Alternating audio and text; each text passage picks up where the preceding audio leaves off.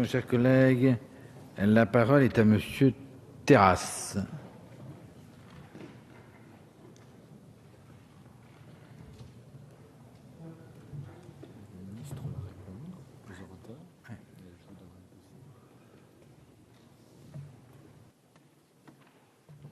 Merci, Monsieur le Président. Je pensais qu'il y avait quelques personnes avant moi. Monsieur le ministre, Madame la Présidente, Monsieur le Président, Madame le rapporteur, nous le savons, ce projet de loi de finances rectificative pour 2014 s'inscrit dans un contexte économique européen qui est pas facile, à la fois pas facile pour notre pays, pour la France, mais en même temps pas facile pour la zone euro. Mon collègue vient d'en parler à l'instant.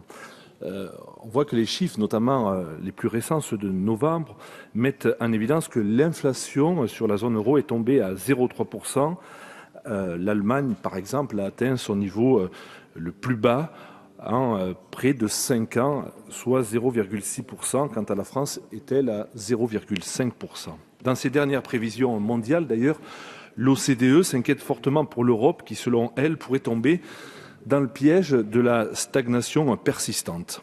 Le risque de voir l'Union européenne se retrouver dans une situation de déflation est donc bien réel, alors même que nous allons voter ce projet de loi rectificatif. L'indice PMI, celui qui porte sur les entreprises en Europe, on le sait, devrait être mauvais. Il sera annoncé mercredi et dans le même temps, paradoxalement, cet indice PMI pour la France devrait être plutôt pas mauvais par rapport à ses voisins européens. Les prévisions de croissance françaises retenues à 0,4% pour 2014 et le déficit des administrations publiques de 4,4% du PIB, cela a été rappelé, sont en parfaite conformité avec la réalité macroéconomique internationale. Il ne peut nous être donc reproché de ne pas être sincère sur le collectif budgétaire rectificatif. Ma première question est donc la suivante, Monsieur le Ministre. Quelles mesures le gouvernement entend-il prendre, notamment face à ce risque de déflation, au moment où le prix du baril est en continuelle baisse, mais dans le même temps, vous l'avez constaté, le prix de l'euro, lui aussi, par rapport au dollar, est en baisse. Bien sûr, la perspective de déflation nous oblige à réaliser des économies et c'est le cas de ce projet de loi de financement rectificatif. J'ose vous rappeler que le déficit public était en 2012 supérieur à 5% et que la dette publique atteignait son plus haut niveau en temps de paix, de 63,3% du PIB en 2007 à 88,7% en 2012. Je note donc que le gouvernement a pris ses responsabilités en maîtrisant d'une part la dépense publique dans ce projet de loi 2014.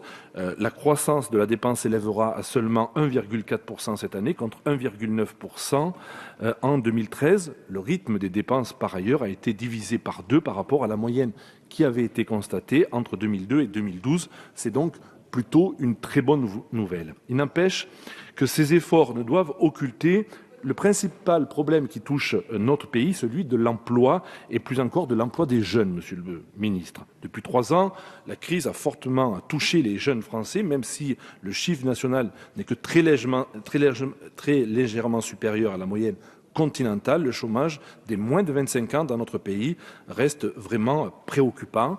On a créé évidemment les emplois jeunes, les emplois d'avenir, mais je pense qu'il faudrait aller plus loin, d'où ma suggestion que je porte depuis un certain nombre d'années. Peut-on réfléchir à un dispositif d'emploi d'avenir plus ouvert, notamment étendu à l'ensemble du secteur privé?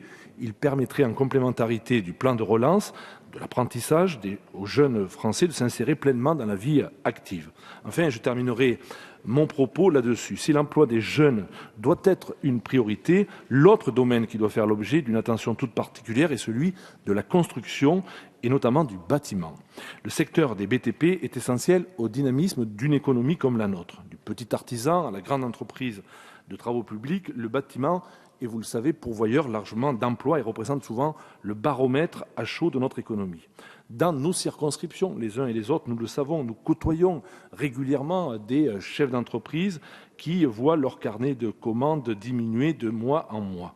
Nous sommes là au cœur de la problématique du projet de loi de financement rectificatif. Doit-on baisser les charges des entreprises pour favoriser leur activité au détriment des recettes de l'État? Ou doit-on accompagner la relance du secteur du bâtiment et travaux publics en maintenant un niveau élevé de dépenses publiques?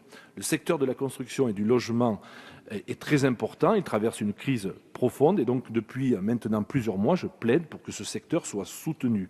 Je me félicite que dans ce projet de loi, quelques mesures sont prises, mais il faudra aller au-delà.